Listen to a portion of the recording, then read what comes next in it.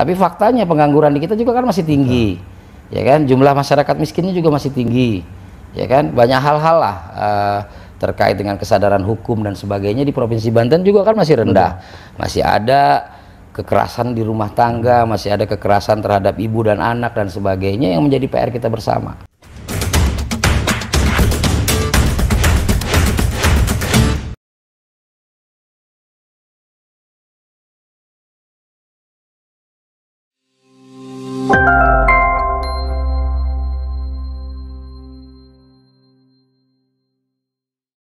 Assalamualaikum warahmatullahi wabarakatuh. Bertemu lagi dengan saya Yadi Jaya Santika dalam podcast Kabar Banten TV. Kali ini saya tidak di studio tapi di ruang Ketua DPRD Banten, Bapak Andra Soni. Assalamualaikum. Waalaikumsalam warahmatullahi wabarakatuh. Sehat, senangnya Bang ya Bang? Alhamdulillah sehat-sehat. Sibuk kayaknya nih? Ya gini-gini aja. Bang, karena soal kesibukan saya lihat memang kalau dilihat beberapa agenda Ketua DPRD memang kelihatan sibuk kelihatannya. Dan kalau kita lihat ketua DPRD itu simbol gitu ya, simbol dari DPRD-nya DPRD Banten. Nah, bersama dengan itu kita tahu bahwa sekarang sudah masuk momentum politik gitu ya. Iya. Nah, Bang, bagaimana melihat mengatur kinerja sebagai DPRD, sebagai anggota partai itu? Gimana tuh, Bang? Ya, kalau dibilang bahwa kita sedang masuk ke tahun-tahun politik, ya ada benar ada enggaknya juga. Maksud saya ada benarnya, ya memang hari ini ya sudah mulai ramai ya terkait dengan suksesi kepemimpinan nasional tahun 2024, kemudian juga terkait dengan keberlanjutan kepemimpinan di masing-masing kepala daerah yang ada di Banten bahkan seluruh Indonesia. Terus kemudian dibilang bahwa ya bukan juga ya karena setiap hari ya politik. Karena anggota DPRD merupakan anggota partai. Iya. Ya. Lahir dari politik lah. Lahir dari politik dan memang lembaga politik. Betul. Politik. Betul. Jadi hari-harinya ya politik ya. Jadi saat ditanya, Bang, tonton ya perasaan dari kemarin-kemarin politik aja gitu. Boleh. Bahkan ya sampai ya kita harus sulit juga memisahkan kapan kita tidak dalam dunia politik dan kapan tidak gitu. Cari tidur kali ya? Iya, tidur kadang-kadang juga ngigonya gitu. Iya, karena ya sudah konsekuensi ya. Betul. Konsekuensi kita masuk ke partai politik dan kemudian kita ikut berkontestasi menjadi wakil rakyat. Ya hari-hari kita ya hari-hari politik gitu. Nah, kalau dilihat kan Bang, dukung-mendukung sudah mulai Bang ya. Nah, di internal sendiri Pak mempengaruhi kinerja nggak? Karena kan beda-beda partai nih. Biasa aja karena ya masing-masing sudah menjiwai ya bahwa saat kita di partai politik ya tentu kita terkait dengan urusan di partai politik. Saat kita ada di DPRD ya kita anggota DPRD yang mewakili dapil masing-masing dan kemudian berkontestasi melalui partai politik. Jadi udah biasa. Ya. Jadi udah biasa dan nggak ada masalah juga. Kemarin bergabung nanti bisa berhadapan gitu. Biasa itu Bang. Politik itu kan kepentingan ya. Hari ini ya kepentingan kita adalah menjadi anggota DPRD, memurnakan tugas, semoga husnul khotimah dan kemudian memperjuangkan aspirasi masyarakat sesuai dengan janji kita saat dilantik. Jadi kerja-kerja kita ya kerja-kerja yang memang sudah diatur dalam tata tertib DPRD dan kemudian ya rutinitas kita ya kita melaksanakan reses, kita melaksanakan pengawasan, kita melakukan proses-proses legislasi dan kemudian juga ada proses-proses pembahasan budgeting dan sebagainya lah. Nah, itu nggak bentrok tuh Bang dengan kegiatan, karena kan ketika masuk momen politik sudah terbaca bahwa salah satu yang akan dihadapi bagaimana kontestasi di depan, tentu gimana caranya terpilih lagi. Apakah dengan menjalankan tugas itu bagian dari bagaimana mensosialisasikan diri atau dengan kesibukan lainnya gimana tuh Bang? Mungkin kalau teman-teman lihatnya dari luar bahwa dengan masuk ke tahun politik tentu pikirannya teman-teman DPRD itu akan fokus ke sana. Enggak juga, bahwa saya bilang tadi hari-hari kita memang hari-hari ya berurusan dengan masyarakat. Setiap hari yang melakukan komunikasi dengan konstituen ya, karena ya kita mewakili mereka dan itu dalam rangka tugas. Dan kemudian bicara tentang kontestasi berikutnya akan terjadi di tahun 2024 itu berjalan alamiah saja. Jadi tidak ada yang khusus-khusus amat gitu. Jadi kampanye itu bagian dari tugas malah ya. Bahkan nanti kampanye itu cuma diatur 75 hari. 75 hari. 75 hari ya, PKPU-nya dirancang untuk kampanye 75 hari. Kalau DPRD kan sampai akhir ya Bang ya, kecuali DPRD sampai masa tugas kita kan? itu sampai Oktober Oktober kan 2024. Kemudian pileg atau pemilu ya, pemilu presiden, pemilu legislatif itu dilaksanakan di Februari 2024. Jadi ya berjalan aja. Dan DPRD itu, anggota DPRD itu kalau ingin terpilih kembali, ya yang memilih kan masyarakat. Betul. Artinya bagaimana komunikasi dengan masyarakatnya berjalan dengan baik, tugas-tugas yang memang kita emban terkait dengan memperjuangkan aspirasi masyarakat juga berjalan dengan baik. Kalau kemudian tidak terpilih itu garis tangan. Harusnya kan karena menjabat wakil rakyat harus sering ketemu masyarakat. Ya memang sering ketemu. Tidak hanya saat kampanye. Memang sering ketemu dan nggak mungkin juga kita videoin terus kan. Ya karena apa saya bilang sering ketemu? Pertama, rata-rata teman-teman DPRD itu tinggal di dapil. Iya benar. Nah, kayak saya nih yang jadi berkurang ketemunya karena mengemban tugas sebagai ketua DPRD. Spesialnya apa sih ketua DPRD? Sebenarnya nggak ada spesial sekali. Cuma memang dalam sejarah hidup tentu itu sebuah kebanggaan ya bagi diri saya sendiri, bagi keluarga saya bahwa nggak pernah terpikir untuk menjadi ketua DPRD. Nah, nostalgia itu atau cerita-cerita itu kan sudah lewat di awal-awal ya. Di awal-awal, oh ya kaget kita jadi ketua DPRD, nggak pernah nyangka. Ini udah itu mau udah lewat lah, kita harus move on juga bahwa bagaimana sebagai ketua DPRD ya kita mampu mengemban tugas sebagai simbol lembaga, sebagai pemimpin lembaga, dan kemudian juga mampu mencerminkan bahwa DPRD mampu bersinergi dengan masyarakat, dengan pemerintah daerah untuk kemajuan masyarakat sesuai dengan peran dan fungsi yang diamanatkan oleh undang-undang. Nah Bang, kalau dilihat semakin ke sini pasti kan tuntutan masyarakat lebih besar, lebih tinggi lah begitu ya. Kepada pemerintahan, kepada wakil rakyatnya. Pasti, ya. Nah, bagaimana Bang sebagai ketua dewan gitu termasuk lembaga dalam menjawab tuntutan-tuntutan itu termasuk tentu dengan tugas dan fungsinya begitu. Ya suatu hal yang wajar bahwa masyarakat mengandalkan ya, berharap banyak kepada pemerintah. Nah, pemerintah daerah itu sesuai dengan undang-undang juga bahwa unsur pemerintahan daerah itu ada dua, ya gubernur dengan DPRD. Jadi harapan itu juga diemban juga, ya disampaikan juga dan kemudian dicurahkan juga kepada DPRD. Nah, harapan-harapan yang saya pikir wajar karena memang kita dipilih ya untuk mewakili mereka. Dan kemudian kepala daerah dipilih juga untuk memperjuangkan aspirasi mereka sesuai dengan visi misi yang disampaikan oleh kepala daerah terpilih. Nah, beban saat kita terlalu sering atau tidak ada kemajuan, ya kan? Itu jengkel bahkan pasti beban ya, karena kita unsur penyelenggara pemerintahan daerah. Jadi ya kita punya peran juga terhadap keberhasilan dan terhadap ketidakberhasilan. Nah, kemudian sebagai pemerintahan daerah, ya tugas kita yang terutama adalah melayani. Ya, jadi apa yang disampaikan oleh masyarakat, baik disampaikan melalui forum-forum dialog, disampaikan melalui penyampaian aspirasi, demonstrasi dan sebagainya, itu adalah dinamika sebuah daerah dan itu sebagai pengingat ke kita bahwa belum semua loh terpuaskan. Belum semua loh tercapai apa yang dicita-citakan. DPRD mengakui itu Bang, bahwa kita menyadari itu, makanya adalah pemerintahan daerah ini harus hadir ya untuk mengupayakan bagaimana supaya mensejahterakan masyarakat Banten itu menjadi agenda utama. Ya, bahwa kemudian tiba-tiba serta-merta terwujud ya belum tentu. Tapi kan ada tahapan-tahapannya. Nah, Provinsi Banten berdiri 22 tahun. Betul. Ya, kita punya RPJPD namanya, Rencana Pembangunan Jangka Panjang Daerah, yang akan berakhir 2025. Nah, kita evaluasi 22 tahun, ini apa saja yang sudah dilaksanakan, apa saja yang belum. Yang sudah dilaksanakan itu sesuai tidak. Dan kemudian kan dunia kan terus berubah, ya.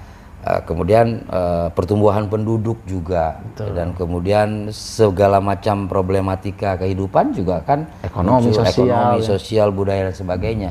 Nah, ini kan harus sama-sama kita pikirkan, butuh masukan dari masyarakat, sehingga kami juga tidak alergi terhadap masukan. Bahwa kemudian penyampaiannya ada yang bikin panas kuping dan segala macam, ya kaminya nggak boleh baper. Apa tuh Bang? Kita harus terima ya, contoh ya banyak hal dan kita harus akui. Makanya ya bagi saya menggunakan dua telinga kita itu akan lebih maksimal saat kita nanti menggunakan satu mulut kita.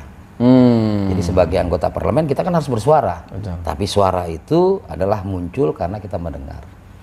Yes. Dan kalau kita lihat memang selama kepemimpinan Abang periode ini kan ada pandemi gitu ya. Itu salah satu tantangan terberat. Ya, itu tantangan bagi semua orang ya, bagi manusia di seluruh dunia. Ya sekarang vaksin, mungkin saya sendiri mungkin waktu kecil imunisasi nggak lengkap, ya kan? Tapi vaksin kita udah booster gitu kan. Artinya ya itu yang saya bilang tadi, dinamika hidup ya.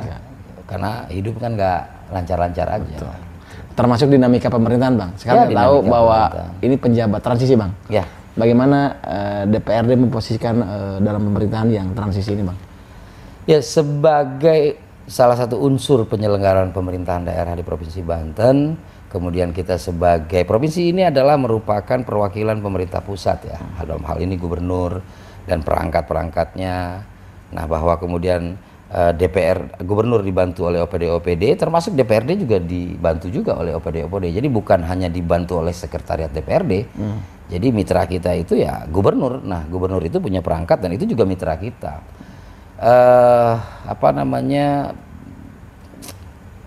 Saya ya itu tadi, kalau kita bicara bahwa tentang pemerintahan daerah ya kami punya tugas lah ya. Ada catatan Bang selama penjabat gubernur? Terkait tadi dengan pejabat gubernur ya, sejak ini kan juga amanat undang-undang bahwa pejabat gubernur ini, karena ada undang-undang pemilu terkait dengan pemilu serentak, masa bakti kepala daerah kita hasil pemilu terakhir 2017 itu berakhir pada 12 Mei 2022. Keberlangsungan pemerintahan itu karena wakil pemerintah pusat di sini ditunjuk oleh presiden.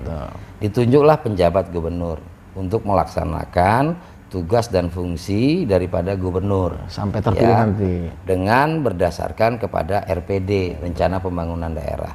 Dan kami lihat ya berjalan dan kami menjadi bagian juga yang harus mensupport ya keputusan presiden dalam hal ini menunjuk penjabat gubernur untuk melaksanakan tugas-tugas pemerintahan di Provinsi Banten. Ya DPRD mendukung dan berupaya memaksimalkan, baik dalam bentuk masukan, baik dalam bentuk tugas-tugas yang memang jadi kewenangan kita, pembahasan APBD, kemudian anggaran tahunan.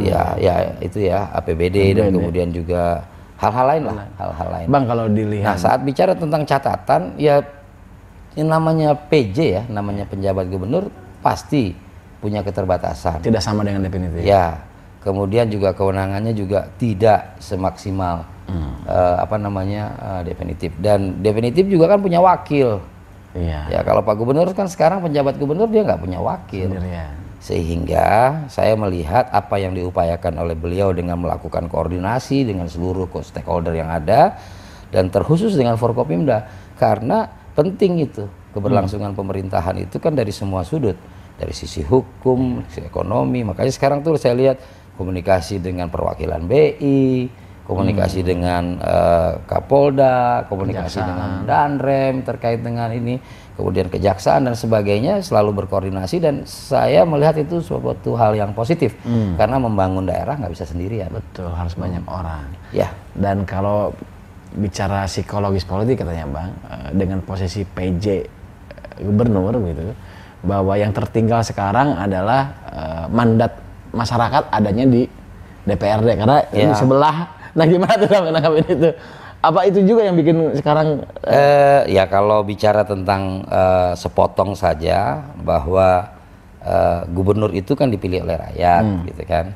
Tapi kan itu kan dasarnya undang-undang. Tapi undang-undang juga mengamanatkan bahwa pemilu akan dilaksanakan serentak di 2024 di masa berakhirnya masa bakti kepala daerah yang memang diatur juga di undang-undang bahwa masa baktinya 5 tahun. 5 tahun, Ya kan, dan nggak boleh ada kekuasaan.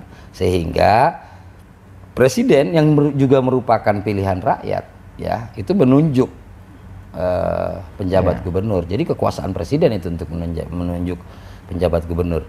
Nah, tinggal ya kalau tadi teman-teman bilang bahwa ya kalau bicara tentang di Banten yang dipilih oleh rakyat tertinggal DPRD gitu kan. Nah, gimana DPRD itu menyikapi itu? Ya nggak usah ada penjabat gubernur atau gubernur definitif, ya memang itu tetap kami jalankan, bukan karena ada penjabat gubernur. Itu tetap kita jalankan dan kita diawasi oleh masyarakat. Ya, itulah yang harus kita lakukan. Jadi bukan hanya karena spesial penjabat gubernur, enggak. Dan mungkin titik beban lebih dari sekarang adalah bagaimana bukan hanya pemerintah tapi menciptakan kondusivitas kali yang pentingnya. Kalau kita dilihat dulu ya, stabilitas itu kan penting ya. Ya. Untuk membangun itu yang diutamakan adalah stabilitas. Kita lihat Bapak Pembangunan Pak Harto katakan gitu, dia punya program stabilitas. Jadi dia punya rencana pembangunan 5 tahun, tahap 1, pelita 1, pelita 2 dan sebagainya. Ya sebagai generasi penerus bangsa, hal-hal yang telah dilakukan oleh pendahulu-pendahulu kita, hal-hal positifnya perlu kita tiru. Nah, saya melihat bahwa pada masa itu stabilitas. Dan saya pikir juga di Banten juga, ya itu penting. Gimana kita membangun kalau stabilitasnya tidak ini? Ya stabilitas, kemudian juga apa namanya kolektivitas ya, kolektivitas semua pemangku jabatan dari sisi keamanan, penegakan hukum, kemudian juga dari sisi perekonomian dan sebagainya. Itu ya kalau bersinergi yang baik, hasilnya juga pasti akan maksimal. Dan saya lihat itu setelah diupayakan oleh penjabat gubernur di awal-awal kepemimpinan beliau, dan kita dalam masa sekarang ini perlu kita apresiasi juga bahwa kita kan sedang antisipasi ya terkait dengan resesi. Kita juga antisipasi terkait dengan ya resesi itu dimulai dari inflasi. Nah, dalam proses inflasi ini ya Banten dari 34 provinsi merupakan salah satu provinsi yang tingkat inflasinya rendah. Dan itu ya berkat kerja semua gitu kan, berkat kerja, stabilitas terjaga. Ya tinggal kita mendorong supaya gubernur semakin memprogramkan program-program yang pro-pur supaya dampak daripada inflasi dan krisis ini tidak bisa kita minimalisir lah di Provinsi Banten. Tambah lagi kan belakangan di masa musim-musim akhir tahun ini kan ada musim hujan dan bencana, dan itu merupakan hal yang selalu kita hadapi di setiap akhir tahun. Ya saya berharap Pak pejabat gubernur yang memiliki mandat dari pemerintah Republik Indonesia melalui Pak Presiden untuk bisa menjalankan perannya semaksimal mungkin ya agar bisa mengatasi semua permasalahan itu dengan baik, dengan tentunya dukungan kita semua.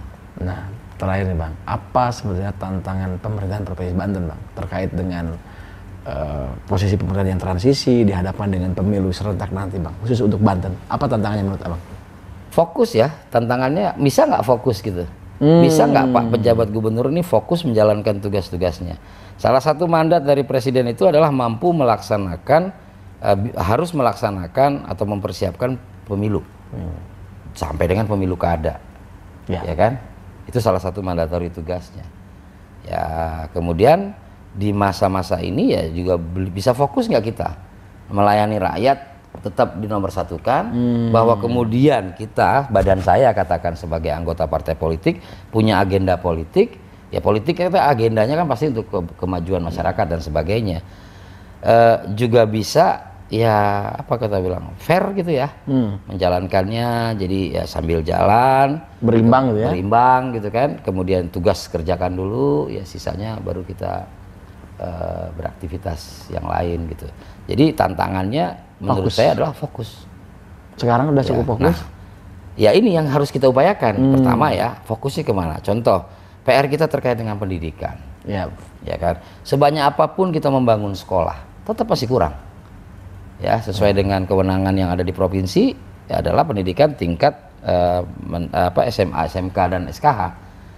Saat kita membangun sebuah sekolah dengan anggaran katakanlah mulai dari lahan sampai membangun itu 140 miliar, itu cuma bisa menampung 400 siswa di setiap penerimaan siswa baru. Kebayang nggak? Sedangkan kebutuhan kita sekitar 40.000. Berapa sekolah yang harus kita bangun? Nah, ini harus dipikirkan oleh gubernur, ya kan?